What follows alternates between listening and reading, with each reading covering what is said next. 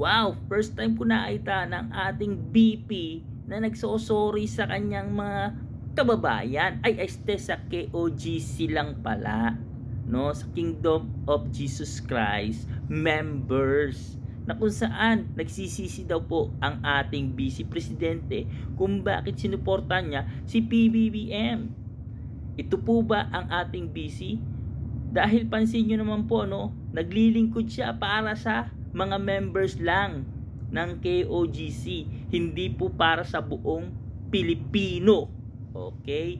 Yan po ang ating BC. Kitang-kita nyo, no? Mas pabor siya kapag yan ang mga usapan. Diyan po siya active na active kumpara sa pagtugon sa pangangailangan ng ating mga kababayang Pilipino, no? Sa pagresolba at pagtulong sa mga problema ng ating bansa. So tama po ba to? Anong reaksyon nyo sa kanyang statement?